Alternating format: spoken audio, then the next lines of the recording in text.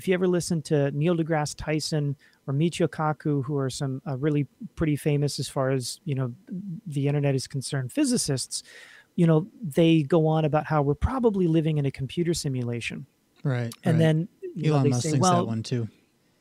yeah. And then they say, well, physics, you would have to have a computer the size of the universe. And they say, well, no, you don't. You only have to have a computer in a simulation that's good enough to fool the people who are in it.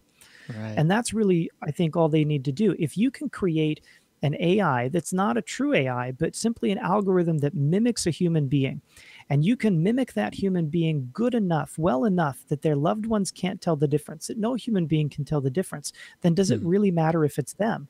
And I would say, yes, it matters, but it doesn't matter to the people that are interacting with this algorithm. So Netflix has a series called Black Mirror. It's got a lot of dark stuff to it. Not all of it is, age appropriate, but it's a really interesting look at the dark side of technology and some of the possibilities. One of these episodes was a person has their loved one who dies, and he was a really heavy social media user. And it's very much that this algorithm basically mimics that person and learns to mimic the person better the more it interacts with their loved ones, and their loved ones teach it how the person would have reacted.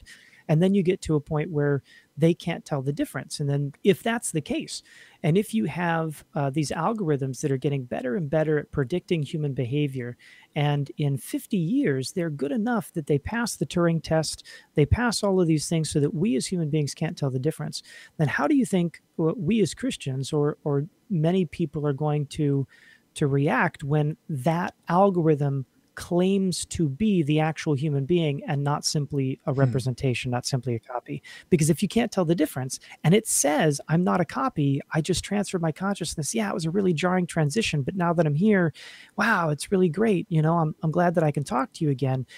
It goes beyond a logical, rational thing, and it becomes an emotional thing, and if it's good enough that you can't tell the difference, you're going to want to believe it. And then, what do you do, say then, as a pastor, when I'm on Facebook and I have, this algorithm of a deceased parishioner that's asking me for pastoral advice, because that's going to be, surreal and bizarre. Yeah. And then, it becomes a thing where we create avatars that can walk around like actual sort of robot avatars in 100 years or something, that can walk around and be pretty decent representations of human beings, and these algorithms then can embody them, and they come to church, which I suppose is good, but I mean, I can't really commune you, can I?